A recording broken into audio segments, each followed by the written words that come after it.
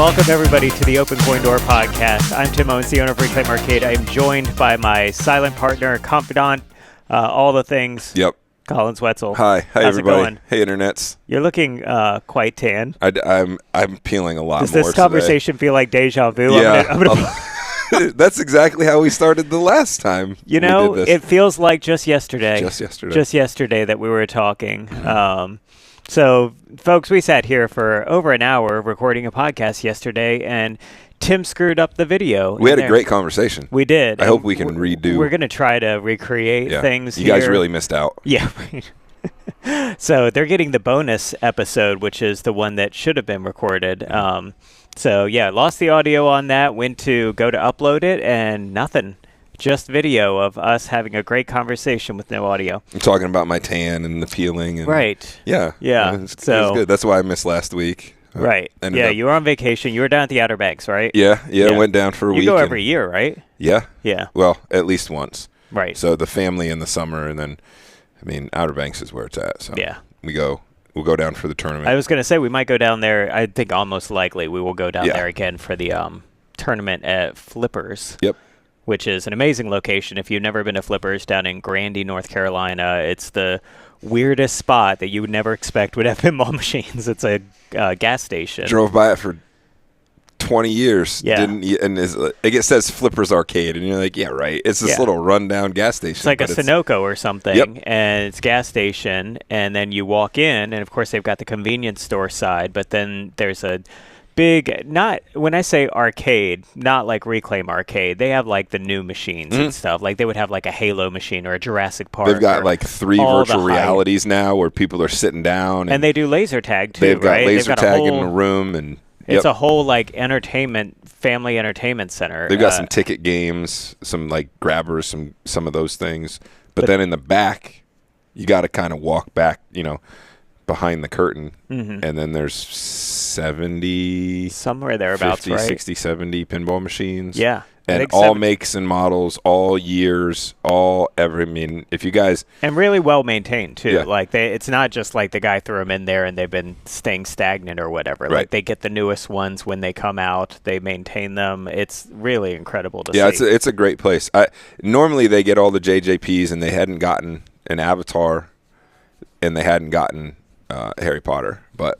They didn't have Avatar yet. That's surprising to me. Yeah. And I was really looking forward. Been out and, they have Elton John. The games were okay when I was there. They're open every single day. Right. It's not like here where you get a couple days and then you can take it. Yeah. They're open every single day, and it's beach traffic, and it isn't ever a local. Well, not ever, but it's not like local people. Yeah. Most of the time. No, it's tourists. So they get a lot of... This is their time of year, is right now in the summer. Yeah, people that don't care about the machines. It's just, I really like Star Wars. Or I really like, Pirates of the, whatever it is. Actually, you know what? Luckily, though, Pirates wasn't there. No. Interesting. It was the first time. Woz was there. Maybe he ended up selling Pirates to afford other things or something. Avatar. Yeah, right. Harry Potter. No, but anyway, yeah. So I went there one day. It was the day that I got sunburnt, and I was like, nah, it's just a kiss. Don't worry about it. Just the sun kissed me a little bit. The sun kissed you, and then it turns out the sun did some real dirty stuff to you. Yeah, it was a lot. It did you dirty. Naughtier than I thought. By the time I left, I was like, wow, I kind of don't feel good. So a couple days, had to wear my rash guard the rest of the time, but I didn't let it stop me. So it was good. I'm glad to be back here, though. Now that it's 110 degrees outside. Oh, my gosh. And it's stupid hot. It's been very hot. Today's worse. And, in part, that may end up helping us at the arcade. We weren't, like, crazy busy this past weekend. I would call it, like, a normal week. We had some good events that we'll talk about that brought some people in. But other than that, it was, like, for the weekend, whereas, like, I think on the last podcast I was talking about, like, our Father's Day weekend was just slam-packed busy, as you would expect for that holiday. However, I do think that the weather plays a big role in how many people come out. If it's super rainy, and it was that Father's Day weekend, that plays a role in it. I was going to ask you that. Do you see a correlation between the weather and the numbers? Right? Do you see? Yeah. Typically, What does it look like, though? You can't always count on it, but I mean, so here's what it comes in waves. When I first opened this place, I really thought the summer is going to be it, and we talked about that on a previous episode. I thought, like, man, summers are going to be awesome. And the thing is, like, summers are when a lot of people aren't going on vacations. A lot of people are out and about and doing things, you know, going to parks, going to pools, going to stuff. Indoor arcade, not always. Unlike Flippers, this isn't a very touristy area. Right. People don't come to Fredericksburg, Virginia for a vacation in the same way they would go to a beach. Even though we are, and I tell people this a lot, not to interrupt, but we're like right off 95. Oh, 100%. I mean, if you're coming up and down, if you're going to the beach and you're coming from Pennsylvania or New York and you need to stop, and you're open every day that people will be traveling to the beach. Sure. This is 3 minutes away from the 95, right. And there's a gas station right next to it, and this is a really easy spot to stop. But to your point, it's not a tourist spot. People, they don't want to stop here because they're probably sitting in traffic or they're just getting out of traffic from DC. Right. They want to get gas down or something, but they're not trying to kill hours of time. Right. But yeah, and so like our trajectory, typically I find that the winter is the busiest months. So and that starts to ramp up right around the typical holiday season. So you've got Halloween is right when the turning point starts, and then we go into November and it's Black Friday sales, and it's people like, you know, getting corporate parties together. We do a lot of private events throughout the month of December. In fact, I think every day that we were closed the month of December, we had a party going. I remember that. It was very busy in December, and then January through March, it stays busy. And in fact, typically February, March is our busiest season, which surprises me. But it's because it's cold outside. Sometimes there's snow on the ground and all these things, and people are just looking for things to do that don't involve the outdoors whatsoever. Right. And so they're coming to, somewhere like this. Then as we get to Easter, it starts to decline.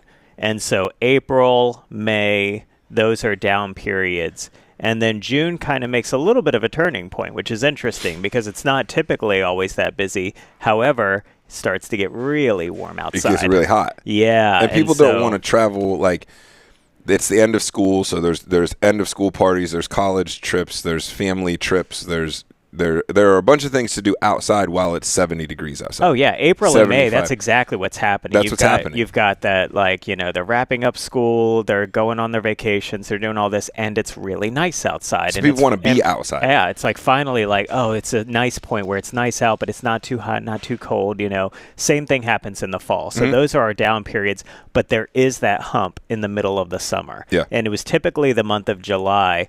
I think, depending on the years and the way the weather moves, like it seems like right now that's kind of shifted a little bit closer into June, obviously. I mean, the forecast today is like over 100 degrees or something. I don't even know what the real feel is. It's disgusting. 110 was the heat index today. Yeah. It's like that level on Super Mario Brothers when the sun is trying to kill you.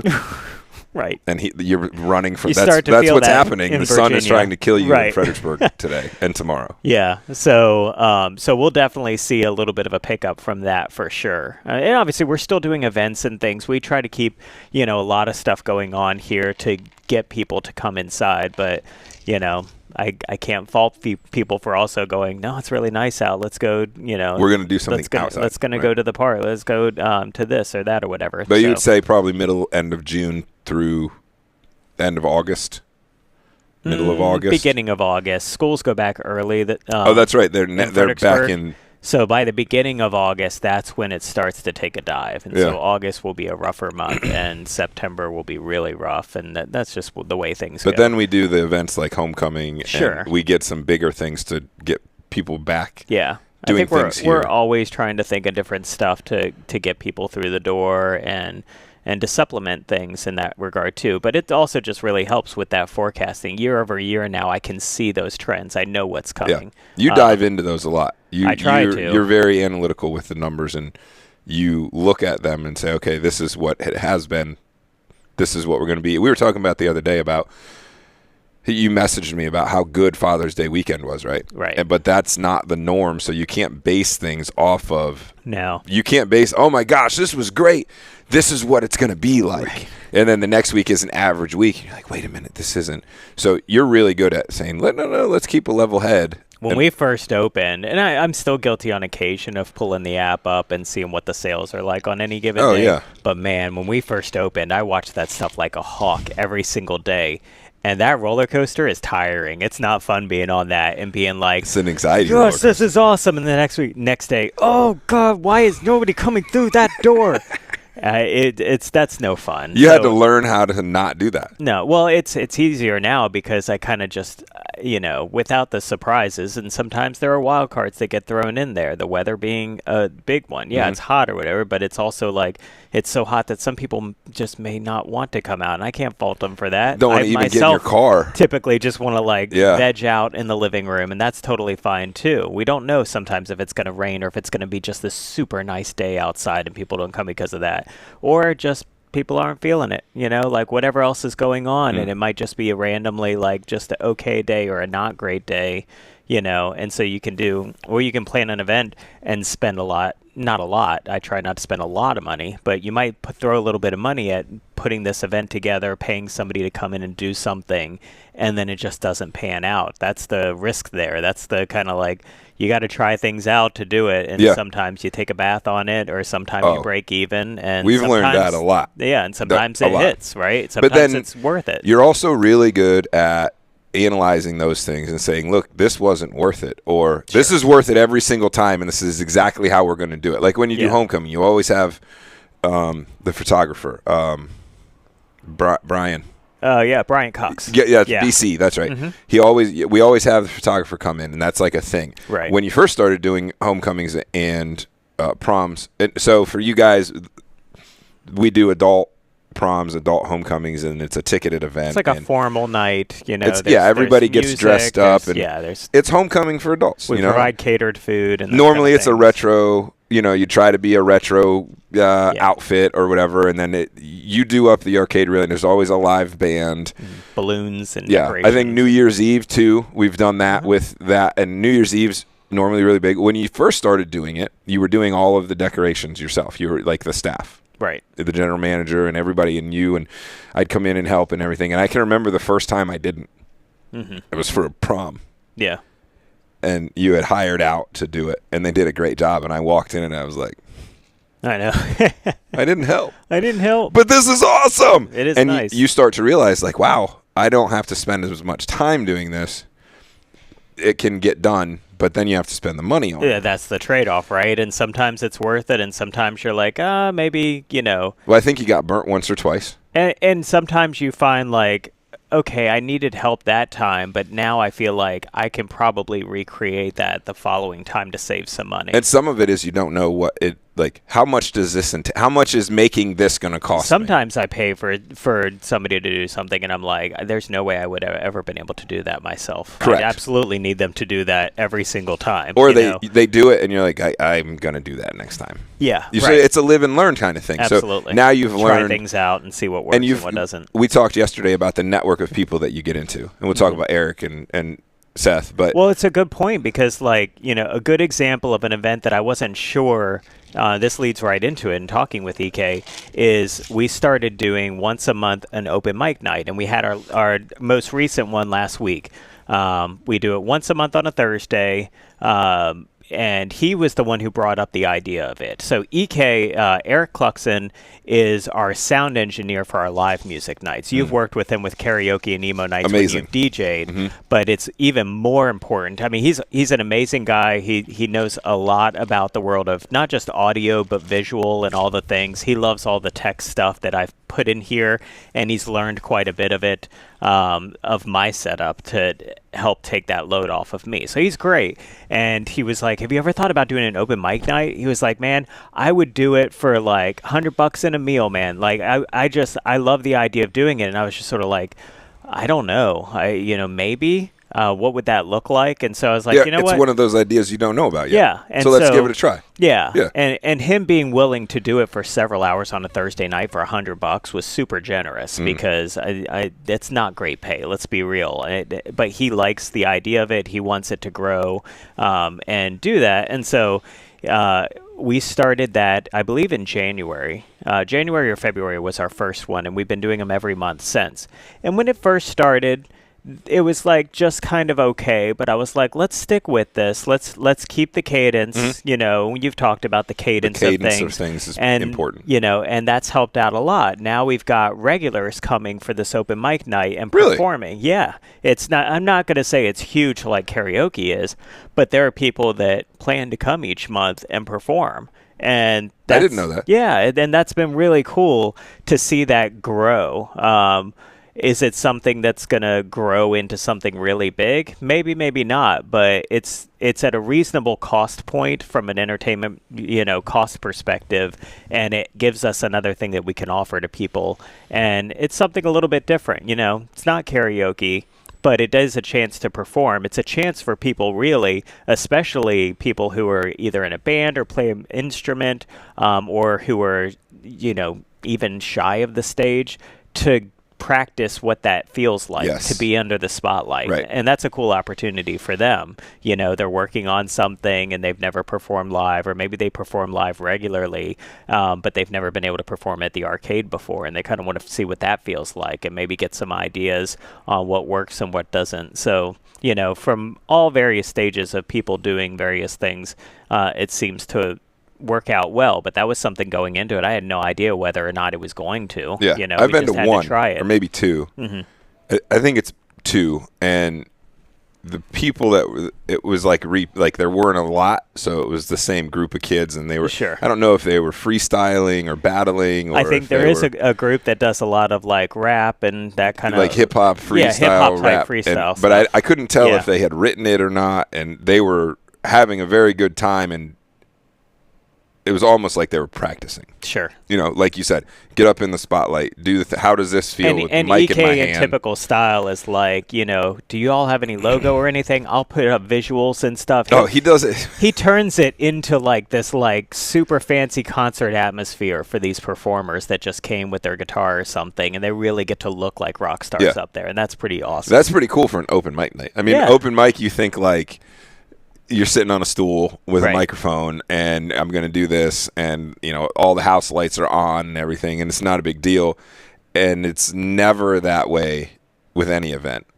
here. No, because all the house lights go down, and you got, I mean, how many lights did we hang? 6 pars. 6 pars. 8 pars, 6 pars. 4 moving. 4 movers. And then the gig bar. And the gig bar on the other side. Yeah, there's a lot of DMX lighting and a disco there. ball. And I used to run all of that. I used to, when we first got the lights and I figured out the software to run it and do those things. And so, like, even, as we brought on EK at first for doing sound engineer stuff, because I don't know anything about sound. You did the sound engineer when the band started first. When we first had you were here every time. Yeah, that didn't last long. We had a couple bands, and it was hard to attract people early on. And I was like, I knew we had the space. We expanded. I guess it's been 2 years ago at this point.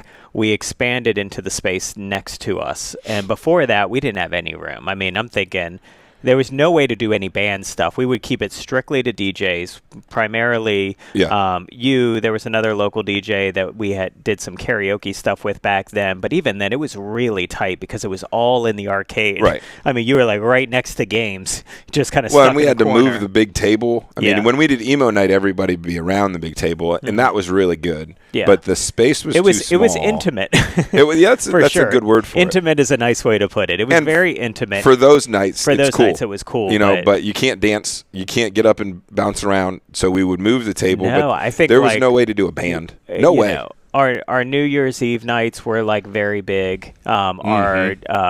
Our lip sync battle birthday party, I remember being crowded. Oh, that was huge. It was huge, and it was just like everybody was shoulder to shoulder. They were okay with it, but it was kind of hard because that one we did a lip sync battle thing, and so that was kind of like karaoke. It was like a performance, but there was a lot of people there to watch, and it was just like, oh, this is going to be so much better when we expand. Yeah. I mean, that was the one we were talking about yesterday, because I would DJ, and people would lip sync to whatever song they wanted. They had a whole performance and their costumes, and we had a host, and I mean it was an enormous event. It was quite a show for the space that we were in. Yeah. I mean it was lined from just corner all the way around, other corner people on stools, people, so that they could see. And then we got some really cool pictures. And that was one of the ones where, hey, if we do this again in the big spot and get another good crowd like that can be really. Yeah. We haven't done another one. But I knew I wanted to have live music here. I wanted to have bands because we set the space up for it. We had I got the right speakers to do it and hung those in the ceiling, and we did everything right. We got a better mixer set up and everything. We planned all this out, and I'm like, all right, we can finally do bands. When I started booking a couple, first off, it was just sort of like people who would contact me on Facebook, and I'd be like, all right, well, these might work out, and so we'd have them come.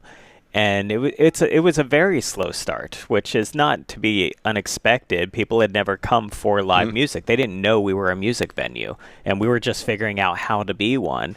So that was a rough start, but also I don't know much in the way of sound. I can adjust levels. Sometimes I'll deal with a little bit of the EQ stuff, but when things go wrong, like when feedback starts coming, and that was always a big challenge, placement of the speakers, where the microphones are, those kind of things, when things start to go wrong, I don't know much in the way of troubleshooting that. I can just dial everything down and hope that it goes away, and then it's like, but now they can't hear it. And I'm like, yeah, but if I turn it up, it's going to start more feedback. So then I just get frozen. I'm like, I don't know what to do. Yeah.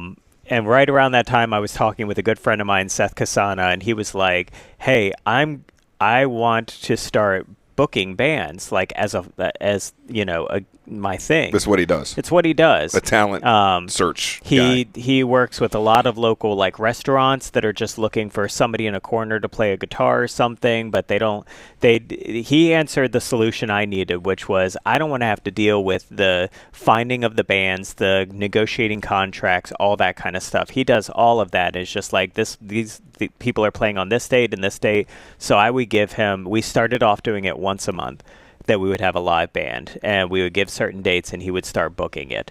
It has grown so much that now he basically gets every Friday, and we have him. We put in the karaoke and the emo nights and the Fascination Street, which we'll talk about as well, because we just had that this past Friday. So there's some DJ nights in there as well, but there's a lot more bands too, because there's open spots and he's been able to fill them. And then as the ones come that we're like, oh man, that was a great turnout, they had a huge following, let's have them back next year. So in fact, I think he's got at this point almost the entirety of 2025 booked out, and it's been that way already for like a couple months. Yeah. So it's like people say, hey, I want to come play at the arcade, and I'm like, I don't know where we would even put you. But this is who you need to talk to. Seth. Talk to Seth. Don't talk to me about that. Well, that's one of the guys that, and Eric EK is going to be the same way. That's one of the people that you have hired to do something that's paid off. Right. That is 100% because Seth was like, I think we need a dedicated sound person.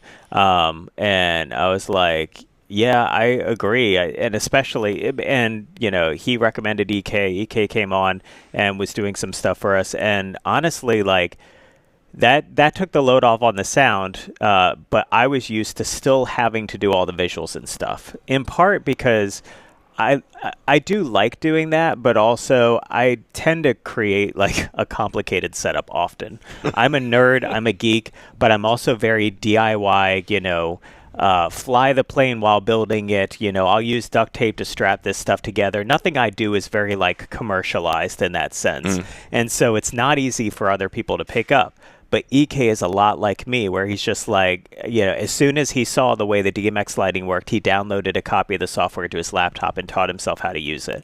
As soon as he learned about the visuals, he downloaded that software and started learning how to use it. And now he's gotten better at using it than even I would be. He knows all the ins and outs and tricks to make it look really nice, to make it look professional, and I don't have to be here every single Friday night. And you don't have to do it anymore. Yeah, because that's one thing. Like when you grow to where you're doing special music nights every single Friday, it's like it can't rely on me. I can't be here every single Friday night until midnight. That's not sustainable. So that was a huge find, and EK's an amazing person. It's been awesome. I know you appreciate having him on like those karaoke nights to handle emo night, karaoke night. I mean, karaoke night. So when we started with karaoke, it was just put Carafun up on the screen. Right. And so the visuals that he's talking about, there are two projectors, and they take up in a humongous wall. How tall is the wall? 13 feet?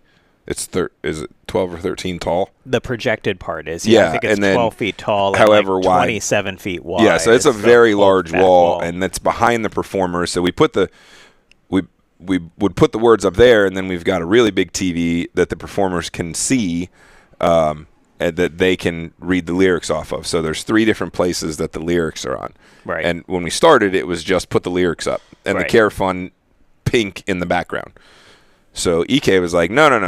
We're going to do all the animations and all the different groovy things that go with the music. We're going to put those on. We're going to put the lyrics up. So, but the pink was still in the background. So a couple months ago, I looked up and it was just the words. There was no pink in the background. I still don't know how he did it. But now the words are on top of the animations that are going on, not this block window that's pink. Right. Last month, he put up a banner that says, "This is the next singer." So now people know, oh, hey, I'm next, right? And they're like, okay, I can't go anywhere. I can't go to the bathroom. I got, the bar's right there, but I'm going to. Cool. So people know now. He knew a lot about how to use Care Fund. Care Fund with the update that he did, and so he's integrated his knowledge of Care Fund with what he learned about what's the name of that? Mad Mapper is what I use for the visual stuff, and then there's Synesthesia for like the fancy, all the fancy. Yeah. So he's integrated them together now. Yeah, so that they all look like they're one thing, like it's all meshed. On a karaoke night, like you could have like 3 or 4 different pieces of software going at the same time. Plus the lights. Yeah, I mean, there's so much, and he's able to like manage all of that and have fun with it too. And he's, like I said, he's very much like me, where he'll just like pull out the duct tape and make things work. He'll, there was one night where the computer crashed completely. He ran back to his house, got 2 laptops to make things work, and made it happen for that night. He is very much. I mean, he's really good on the fly. He's very much on the fly kind of guy. Is okay with him. Yeah. He can do all of it. He can draw back. He taught me. You were talking about the levels, right? So on Soundcraft, which is the audio version, the audio app, there's the levels for all the mics. Right. But then there's also on the top, there's a different... Like a gain or something? Yeah, so it's almost like on my deck where there's the trim and the gain. Sure. So if you turn that one down, you can turn the other one up, or turn this one up, and you can turn that one down, and that helps with the feedback. Right. I had no idea. Yeah. But he was like, no, do this. It's like, oh, works every time. But having somebody like that where... Mm-hmm. Not only do you not have to be there, but now you're not frustrated with, how do I figure this out? And I know that it's going to be good. Yeah, and he's that's great. Huge. And that's the key. Like we were saying, it's finding the right people and putting the trust in them once you've seen that how it works out. And there have been people that have been like, this isn't working out. Sure. Yeah. I mean, and it isn't nothing against this. Like, you know what? This isn't going to be it. Yeah. But you... Or times that I just find, one of the things, that I find that right now anyway, I would prefer to do myself, even though it is a lot of work, is like social media. So, when I do all the posting for Facebook and Instagram, that wasn't always the case. That was something that I experimented with, having a good buddy of mine, Mike Owen, manage our social media presence. And I found him because he was doing it for a local comic book shop right down the road from us. And he was really good with TikTok. And I don't know jack about TikTok. I actually hate it. I do not like TikTok. I think it's bad for humanity, and I wish it would die in a fire. I was really hoping that it was going to get banned permanently, and that didn't seem to work out. It didn't work. It didn't. You have how many followers did you say yesterday you have, though? It's like 15,000. 15,000 followers. 15,000 followers on our TikTok account, and that's entirely because of Mike. And you don't use it. I have been posting some of the some brief blurbs from the podcast. That's the first time in maybe 6 or 8 months that I actually even opened up the app to do anything, and I don't like doing that either. I don't. Does it make you feel dirty? It's just a weird thing, but I get it. Video is all the rage, and people just want to scroll. That's why we have cameras. Yeah. That's why we have cameras. That's what we're doing. Accidentally don't record audio on said cameras. But so Mike knew a lot about TikTok, and so a lot of the video stuff, and I had him take over some of the social media, and what I found was I was certainly fine with letting him run the TikTok stuff and do some of that like short form video work that I didn't want to be a part of. But when it came to posting on Facebook and Instagram and like the photos that were taken and how it was presented, I cared a lot about that. I cared about it more than I thought that I would.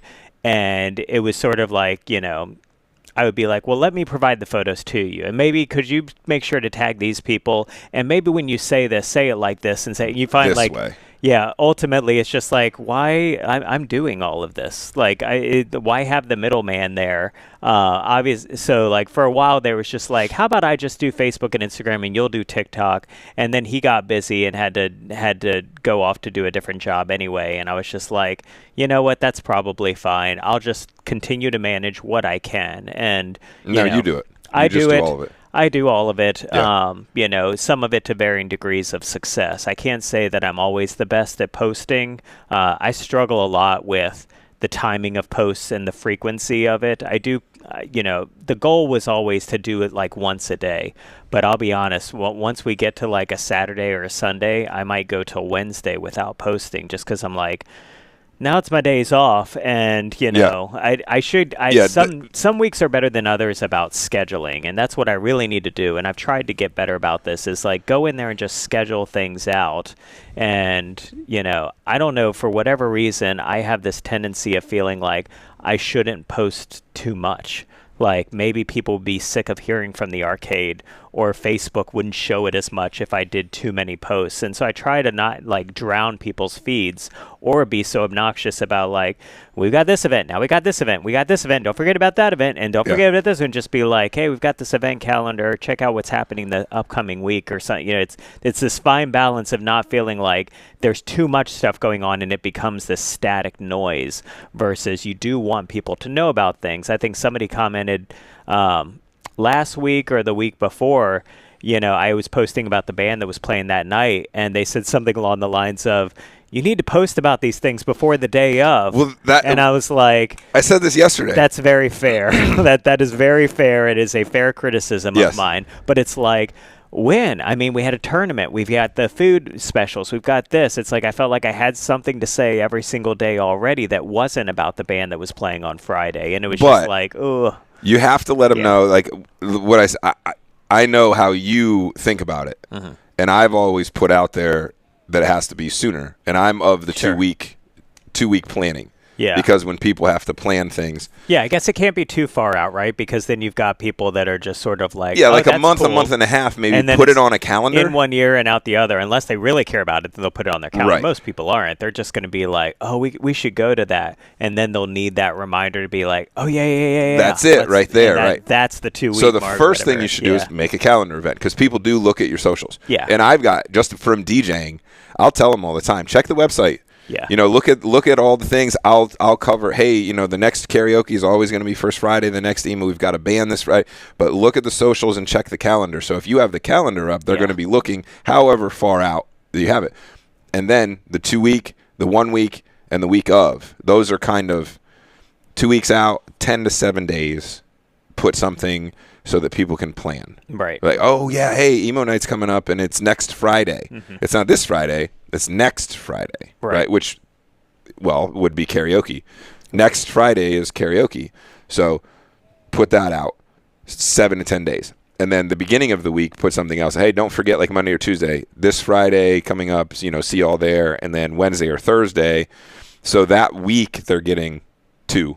Yeah. And then they have a planning one, but it's already on the calendar if they're looking at the socials, which is different than what you're saying, because you don't want to inundate them with things, because you have a lot of things to do. And it's a lot of work. It's a lot of stuff. I mean, you can repurpose some stuff occasionally, but if it's the exact same post, that doesn't look great either. Right. Coming from, a business putting out on social media, and just like what Facebook will choose to highlight. If you just copy and paste the same stuff for 3 weeks in a row, they're not going to show it to anybody again. They'd be like, that person already saw that post. We're not showing it to them again. Yeah. So like there's a fine balance if you try to craft out original and unique content.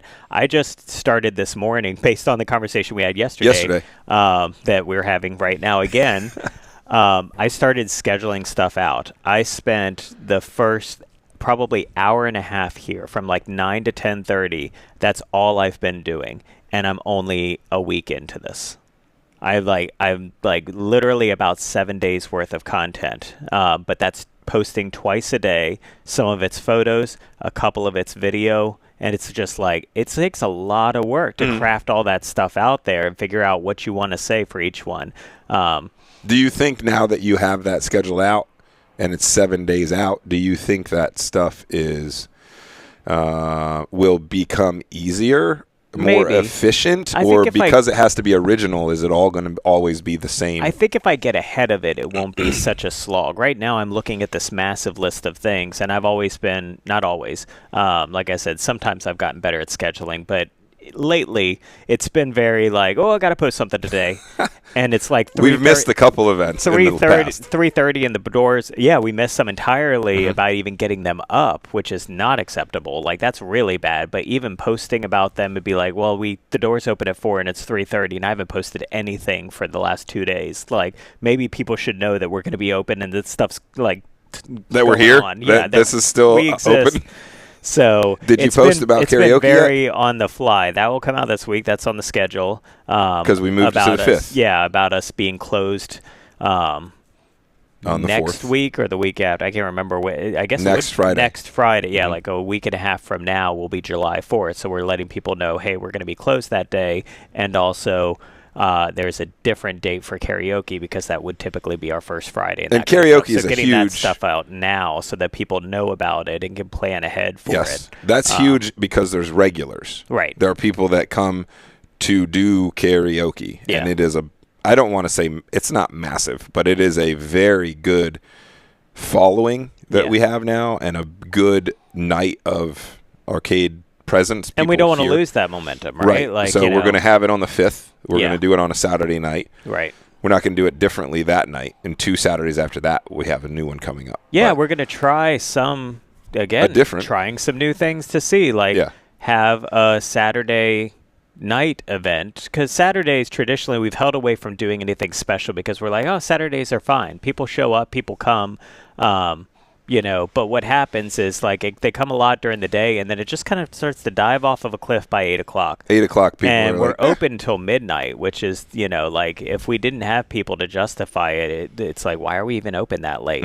But I would like to, we've got the full bar, we've got food. It would be nice for there to be a later night crowd. But they kind of need more than just the games to justify it, and so I think maybe what's going to bring them here on a Saturday night? Having something where once a month on a Saturday it's not karaoke, but it is right. Like we're trying to do something where it's like a thematic singing event. You're just going to have to check out the socials, check out Facebook to figure out what it is because it'll be Facebook, Instagram. I saw it; it's really good. Yeah, I really like what Claude did for you. Yeah, thank you. I do make use of AI on occasion, but this morning a lot of those posts I was just crafting myself because you need them to be short, and sometimes AI will just go on and on. Be very long. You'd be like, stop it. Go I don't need 27 emojis and you to be so bright. Oh, does it put emojis in there? Oh yeah, it does all that stuff. You're very close with Claude. It's too bright and bubbly sometimes, and maybe that's just the mood that I'm in this morning or something, but I'm like, I need you to dial it back a little bit. You're too excited about this. Like, just give me the facts. But so you have that going out for that one, and that's a big night for us. So having that social out there early, especially with the change, is we need that to be out early. Get the events up, and doing that is Facebook events, and we've got an event counter on our website. They're not in sync. I have to go in and add them in both places, which means generating not just the description, but going into Canva and generating graphics for it. Doing the whole thing. So and then putting it in there. Inserting it. Seth does the graphics for all of our music nights, which is helpful. And then for some of them, even though I think we could get a little bit better with the graphics, like for emo night and for karaoke, I can just duplicate previous events, so that makes it pretty easy. The description doesn't change; it's the same event. It's just putting the new dates and you've got a nice logo for the emo night. I think people recognize it. I think when they it comes across their feed, they know it's literally. I think it is a good logo that people recognize. Oh yeah, that's that when they see it. That skull and crossbones kind of thing. It's purple and black, and it has the spray painted smiley face on it in pink. Right. And I think it says Emo Night across it. It's got my DJ on there. But it's an instantly, for me, I'm like, oh, I know what that is. Right. So it's a good logo. I mean, it's been around for a couple years now that we've been using the same thing. Getting that out there. So I think if I get ahead of it, I think it will be a little bit less work. So, I mean, we know what's coming up. I've got everything for July already planned out, everything. And so that's really been going through like, okay, most everything has graphics. Now it's just scheduling out those posts so that it's not too far out, but it's not too far up against this it. One's on the 20th, so the first one just work backwards and say this is when I want the first one, this is when I want the second one, this is when I want. Yeah, do it that way. Yeah. So the big event this month was the Fascination. Oh yeah, so Fascination Street. Fascination Street is our like goth night dance party, and we started working with these folks beginning of last year. It was called something different. It was a different or group that was running it at the time, and they were meeting at a local art cafe downtown, and the venue wasn't ideal for the size of their crowd. It was small. It was very small. They outgrew it. And they outgrew it, and they were talking about maybe coming here. They were a little concerned about the entry fees, but they were like, but you've got a full bar, your prices are reasonable, and we think maybe people will really enjoy it. And so we're like, yeah, let's try it. And they had a decent crowd come out for it, and it was good. And then after, gosh, I don't know, we alternated with them every other month with, they would also meet at Madame Oddities, which is a art consignment shop downtown that's like they call it like curiosities. It's very like edgy alternative type stuff.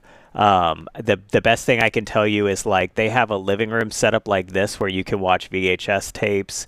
They have like labyrinth hand-drawn art that people have done. They've got just like all kinds of really random and cool stuff. There's a whole table where somebody does like 3D printed dragons that look really cool. So, but they're all consignment areas, right? With each artist part of this collective selling their little own stuff. Booths or whatever, or tables, right? Okay, cool, very cool shop. So they went there to do their. They have kind of a little venue scene going. They've got it's very, very, very small there. No food, no drink, no anything. But they're into being able to just pull out some punk rock band that wants to like play for the night or something to do their own thing. They don't even have built an audio system. So this is the DJ though that does it here. Yes. Right. This is Hodge. Yeah. So for the it's a DJ, not a band. For the goth nights, it's a dance party with a DJ.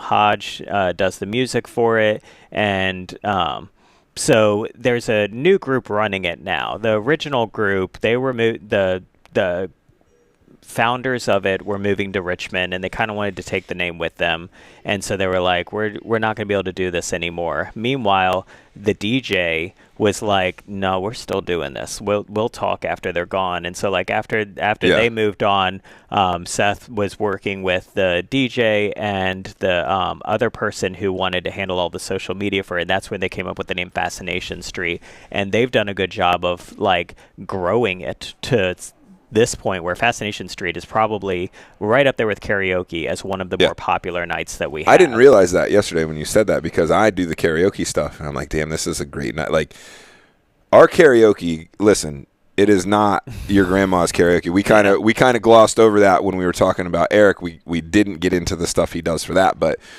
we've got all the lights set. You are on stage at our karaoke. Yeah. Right? Like, we've got a haze machine. We've got spotlights. We've got a disco ball. We've got all the pars. All the lights are going, everything.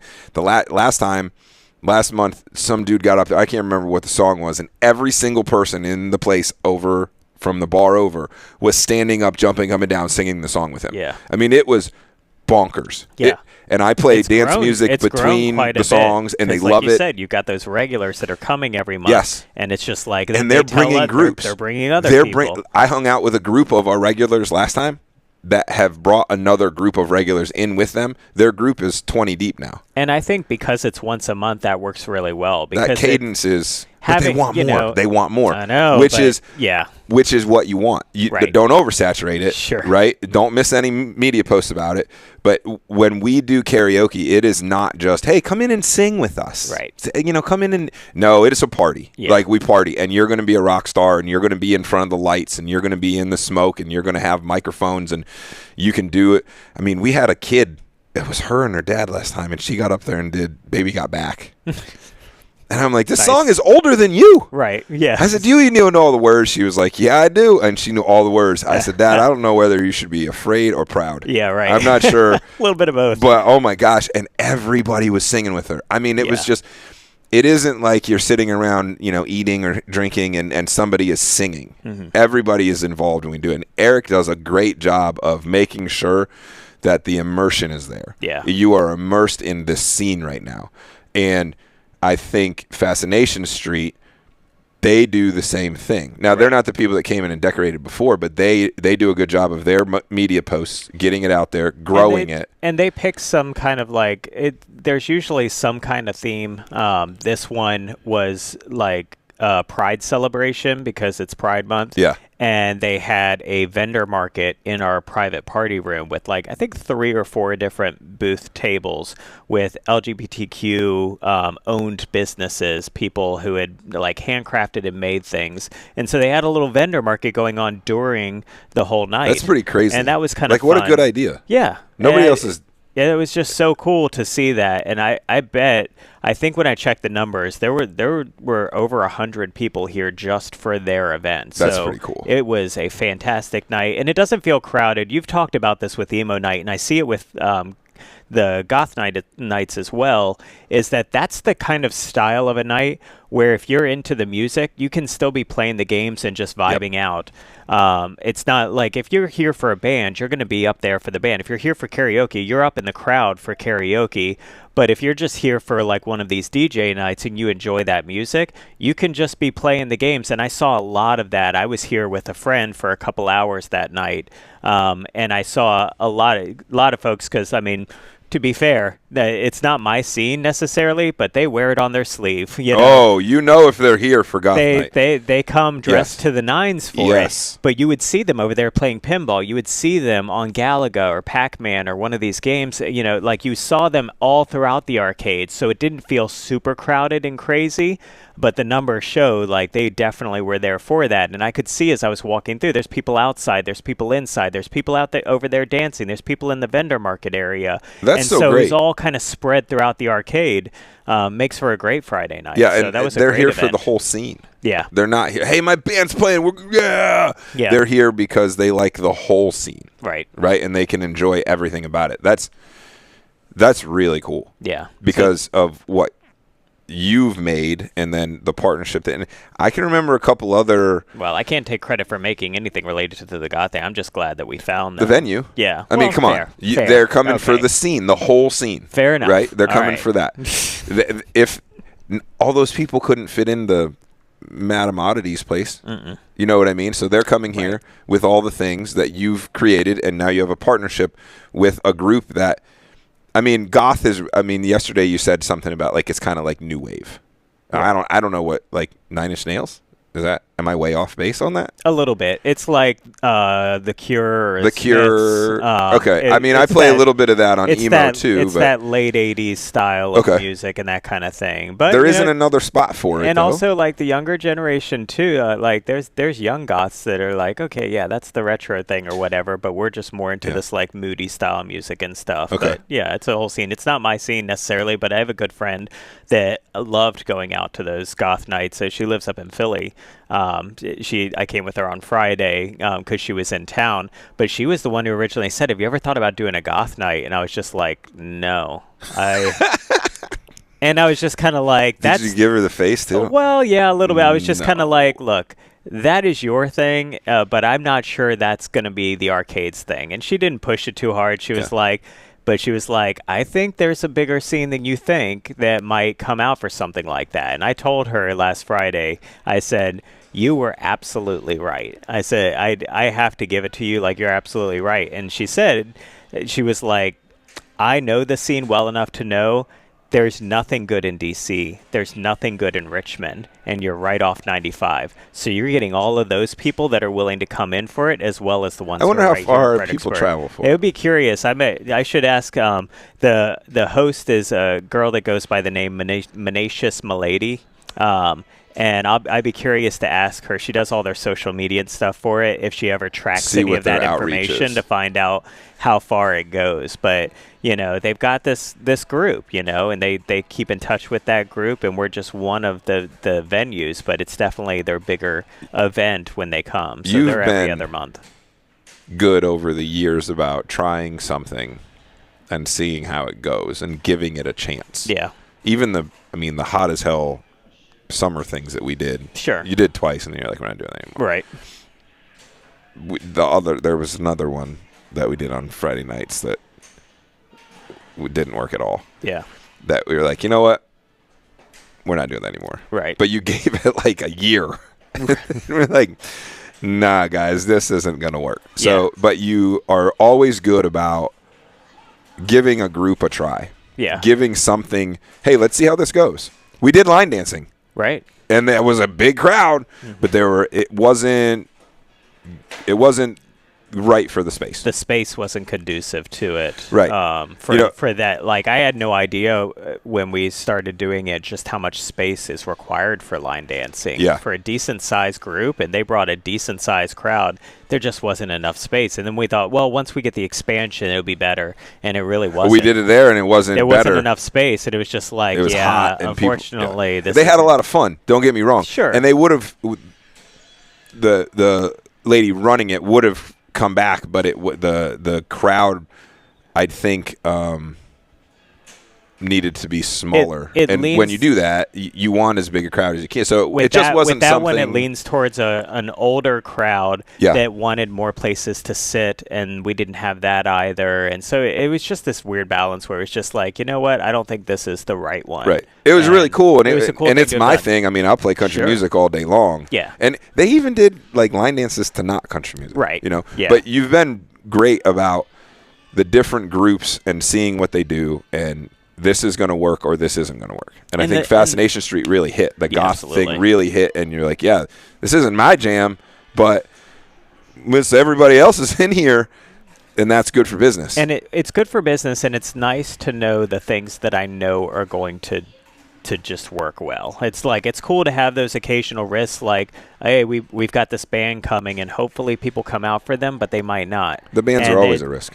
They're always a risk, Although now you're getting into the repeat where you can look at the numbers and say, hey, we want to get these guys back. There are some that you can definitely guarantee that they bring a crowd. I don't know. I mean, I'm excited for this coming Fridays, but I don't know if they bring a crowd in the same way, and that's going to be interesting to see. Whereas, like, I don't have to second guess for a second Karaoke or Fascination Street. Those are the two right now. Emo Night, I used to not be able to second guess, and that's been a little bit of a question, but I know it's not going to be super bad usually. Yeah. But it's like Karaoke and Fascination Street, I know we're going to have great Friday nights. And so we'll get Emo back up there. We missed one. We messed it up. Next year when we do the planning, we messed it up with the February, March. You want all the holidays. No, I don't. I don't. I want to do. Well, it's also because we moved some things in January because we had that special band retroactive that wanted to play, and we made that work. And so, yeah, it's been a lot of bouncing that one around. Cadence is important. Cadence. That's what. And we messed up the Emo cadence, and it really screwed up. I also think there's an opportunity with Emo in particular to do what Fascination Street is doing, where it's a group that organizes, because like they get together on that night, but there's no, like, I think for the people who want to come to that, they're trying to remember when it's going to be or something, but all they can rely on is my social media or maybe your account. And that's why I try to post it too. And most of the regulars follow me on my DJ page and here, and that's why I always. But if you want to grow it, they're not going to follow you. They're not going to know who you are. How do we? Right. They might have heard about it and they're following the arcade. But I think if you really want to grow it and stay in tune with it, I think somebody from that group, because it can't be me. I feel like, George or someone from that group needs to say, I'm going to create a Facebook page or a Discord account server specifically for the emo crowd of Fredericksburg. and build it up into something where it's just like, don't forget our next event. Don't forget this is coming. That's a good idea. You know, they do a good job within their own circle of people. Yes, of like, hey, we're all dressing up for this for karaoke or something. Or doing like thematic emo nights. I think that would like, and to have that cadence back and to have like a strong voice backing it, I think is huge. And I think that's why Fascination Street's good, because they have their people doing their thing. They have that on social media, but then you do it. The best bands have that. Yeah. They have a group that follows them, and they're doing a lot of the legwork of trying to get the people out there. I can only do so much from our side of saying, hey, we're going to do this thing on Friday. But if the thing that's happening also has its own following, that's when it's like, oh, this is going to be great. Right. And if they don't, if it's just a risk of like, hey, I hope that people think that that's a cool enough thing to come out and do or see or listen to, that's where the risk is. And sometimes it works out and sometimes it I wish doesn't. we would have thought about that. Last year, when Emo Night was huge, I mean, we were getting groups from Quantico, we were getting groups from down in Richmond. Yeah. We were, like, I would ask people, "Hey, it's your first time?" Or you were here last time. They're like, "Yeah, we came up from Richmond." There are people that do for karaoke come up from Richmond every time. It still can. It's not All like the it's time. a lost opportunity. No, I still think it's definitely. We'll 100% get it back to where it is. And like you said earlier, the summertime with the travel season, and when hey, they went there at this weekend, or they did this they have a wedding or whatever the case is, that those trends go with the arcade trends. Sure. For the most part. Yeah. You know? But I think, getting a group, I'll talk to them and see. Or maybe there's already one that we just haven't tapped into yet. That's true too. You never know, like, the what's people in our who are network coming out might like already have one thing we were talking about last night. I don't want to spend too much time on it because it's already starting to run a little bit long. But one of the ideas that we had talked about was I'm big into bourbon. And we were talking about this idea that I've been just mulling in my head for a little bit of creating like a private bourbon club or something at the arcade. And I don't know yet if that's going to hit, right? That's one of those wild card ideas. So it might just be a selfish thing where I'm interested in it. But this idea of like you get exclusive first access to the rare bottles that I get as a part of, our ABC license and these things. And we could have kind of a club of people who are interested in pinball and arcade games and stuff, but also are big into bourbon that might want to have like a Wednesday night tasting once a month or something, or just like a hangout or something. And so we were talking about that a little bit. That's kind of a wild card that's interesting. And I was doing a little research this morning, and I found there is a Facebook group called like the Fredericksburg Bourbon Society or something. Literally was just thinking, I wonder if there's already a page for that. It's like there's nothing new under the sun. Of course there's going to be people into bourbon in Fredericksburg and all that kind of thing. And so I joined their Facebook group, and I thought, why recreate something here when I could invite them to host events here on occasion? Because they go to Rebellion, they go to Casey's, they go to a couple of the places that they know have good bourbons and run a good bar program, and that might be a group that I can tap into. There were some names in there that I recognized and that kind of thing. And I think, because that area is so new with the bar, people still don't know that we serve cocktails. Right. I saw it on Facebook just the other day. Someone was like, yeah, it's a great place. Just be aware they only serve beer and they don't serve cocktails. And somebody was like, no, that's not true anymore. Not anymore. Yeah. And so like it takes time for people because we've had a lot of changes over the years. And I think that also speaks to, as the space has changed, the ability for what we can do changes as well. We've got an event coming up in I think it's like 10 days or maybe like 2 weeks from now, somewhere thereabouts, that's going to be a cocktails mixing class. It's all about the history of the martini with a local mobile bartender, Susie Anchor. And she's amazing. I took a class with her downtown where she taught people how to make their own bitters. And I was like, I want you to run a class at the arcade. We've got a party room. We've got the ability to do it. We have our license now. And she was all for it. She was all on board. So we've got this like high score happy hour ticketed event that's going to happen on a certain Wednesday. That's something we never could have done even 2 months ago that now we can do because we have our ABC license. We have a bar program, and we've done all of that work. And so that opens up more new opportunities. Having the additional space 2 years ago opened up more opportunities. Right. And so what we've been able to do and what we find works, that's going to continue to evolve and change as the space changes. And the new thing is the bar. People don't know about the bar. Hey, you can't. You can, right? Well, you don't want to rely on comments. No. From a post of something, right? People aren't going to scroll through the comments. They're barely going to scroll through. Doom scroll and stop. And I don't want, and obviously with the bar, I don't want it to be like, hey, come get smashed at the arcade. Right? It's very but it's very focused in what I want to do. The momentum. But it's that, like having a specific workshop or a class, inviting the local bourbon society to come have a night, and I'll pull out some rare bottle and have them, do something with it, or that kind of thing. Like those are cool opportunities that didn't exist before, and so I have no doubt. But seizing that opportunity right now, while it's new. It's the newest thing, right? Like this is what people don't know about, and that we're here, and hey, we can do this now. So here's this class, this history happy hour, this whatever it's going to be, and then we have these really rare bourbons that we can get as a part of that, right? Like they come to the class, or they see the ad about the class, they're like, I didn't know they have mixed drinks there. Like that's really cool, right? Like, that's what I'm saying. That momentum, get people to know more about what we do here. Right. It's not just an arcade. Holy cow! Now they've got a full bar. Wow. We see that with the live music. It's like, oh, they have bands there. Right. Wow. And how many people are going to come to that happy hour that might be like, oh, there's karaoke here on Fridays. I love karaoke. Absolutely. Or the bourbon people. The more people that you can get into. They come for a band night, and they're like, I didn't know they had a bar. Wow. That's cool. Yep. Like, so everything's kind of reciprocal in terms of. The last karaoke, they didn't. It was the first time we had karaoke since the bar opened. I had to I was like, hey, guys, see all those. The mixed beverage piece. Anyway. Yeah. The mixed, the full bar. Yeah. The full bar. I told them, I said, see all those lights over there on those shelves? Full bar, guys. Go get a drink. Manny's going to make you a drink. Ask about the mojitos. You know what I mean? You and your mojito. Look, is there a mojito club on Facebook? I need to get on. Maybe you need to start one. Maybe I will. Oh, see, that could be your journey. Are we running out of time? No, I'm just kidding. Yeah, right. But that's a. So I wanted to go back to the social media with the Susie, the anchor. Yeah. The martini thing. You posted that. I saw it right before I got here yesterday. And you had mentioned that it was an ad, a paid ad, right? Or whatever it was, a boosted listing or whatever. Because it's a ticketed event and we're trying to sell tickets, I did pay for an ad. Facebook is kind of shisty sometimes, where it's like if you're not paying to play, they're not going to show your stuff to too many people. Right. And I really wanted that to even get to an audience that maybe doesn't even follow the arcade, and ads are the only way you can do that.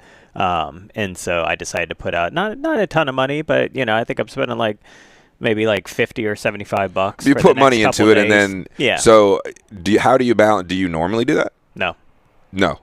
Are you very, very selective, or Although this the first one? I think I could do more with it. It would definitely make sense for some Fridays to get the word out on stuff. For this one, it was just because there's the more tickets we sell, the more money that we can make for Susie and for us on a Wednesday night. And you want it to go. You want enough tickets to sell for us to not have to cancel the event. Is it limited space? It's 20 tickets. So it is limited. It is limited in the number of tickets for people because they're going to be in the party room. Yeah. And so it was sort of like, let's try this out. But I think we could do it for other things. I think if we got a good branding and group involved with Emo Night, I think running an ad about it would be huge, because you could reach people in Fredericksburg or DC area and go, here are our upcoming emo nights at Reclaim Arcade. This is what this looks like. Get some good video and some good photos and stuff, and really show people and get them. And I think you would have a huge turnout from it, because that's the chance. I think that's what I think of with ads, is not trying to reach the people that already follow and know everything going on here. It's reaching the people who don't even know what Reclaim Arcade is and don't follow the events calendar. They don't follow any of that stuff. Yeah, how do you get to the people that don't know? Yeah. And Facebook does some decent targeting, for better or worse. They let me say, if you're interested in any kind of distilled spirit, then show that ad to them. And so, you can target down to specific topics. This person's into country music. Show them that ad about the country music night. This person's into this. So, or this can appeal to everybody, but only ages 35 and up. Or this can appeal to everybody, but I only want you to show it to men for whatever reason. I can go in there and dial in what I want the audience to be, and that's who they'll show it to. And that can be huge for trying to find the right people and that kind of thing. Sometimes, I have like a geo-fenced area. The only other ad I run right now is for the party room to book it for parties. Yeah. And that's really like anyone 18 to 65 doesn't really matter to me, but it's geo-fenced to like I think the 35 miles out from here, so that it's like really, because it's like beyond that, it's like we're gonna have a birthday party if they're like an hour away. They're basically not really. So just trying to keep it to this general area, Woodbridge to Thornburg, right? Ashland. So but so those are the So that's how that makes sense. Yeah, and this will be a good one to see. I mean, $50. It sold 4 tickets already, so we're 20% of the way there already, and it's only been out a day. It's only been 24 hours. I know. Yeah. So that's pretty good return so far. It's not too bad. Yeah, that's good. Right. The rest of this week. The rest of this week. So wait, let's backtrack. You had a really good week for Father's Day weekend. Mm-hmm. What did we have events-wise? Do you remember for that weekend? For that weekend, it was. A band, I believe, right? A band Friday night. Awkward moment, yeah, because that was Women Flipping Out. Oh, Women Flipping Out was Thursday night. So that's our women tournament, pinball tournament, Thursday night. And then a band Friday. And then it was a holiday Sunday. Yeah, it was a band Friday in which I bartended. I told them about that on the last episode. Yeah. So I did that. And then just a normal weekend. And it was the weekend. But it was rainy. It was disgusting outside, and it was Father's Day weekend. So it was just like the band actually, like, they were really good.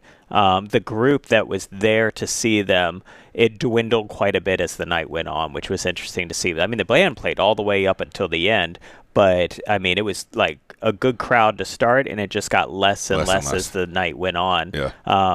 But between the day and the night, it was still a decent enough. I just want you to know that doesn't happen at emo night or karaoke. I keep them until I have to kick them out. Yeah. Literally have to play my get out songs. Yeah. And I don't ever play closing time. Don't ever do closing. I was almost thankful that it was just more a steady stream of people as opposed to just like a bum rush, because I thought, man, it was a challenge. It was interesting. But yeah, other than that, just a normal weekend. So then last week was a normal week as far as attendance goes. With a great Friday. Like a great Friday, and then Saturday, Sunday was just like average. Normal. Yeah. So what's this week got? This week we've got a couple things going on. Wednesday we'll have we're having an FXBG Pride Spirit Night. Okay. So that's raising money for local FXBG Pride group for Pride Month. They get $5 from every ticket. That they reached out because they did it last year, and they had a really good crowd come out. So I'm hopeful that that's going to be good. We've been trying to build up our Wednesdays, so I said absolutely, let's do it again. And it's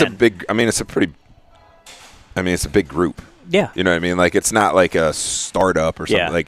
Yeah. I don't know. We like doing the Spirit Nights and supporting, schools and other organizations and stuff. And sometimes they're good, and sometimes it really depends on how much advertising the group does. If a school doesn't tell the parents, go out to this place, then they're not going to go. Like, I think some PTAs just think, we'll just do it, and suddenly like money will come in. It's just like, you gotta like let people know, give them a flyer, put it in with their stuff, tell them the dates, the times, all the things, give them the information.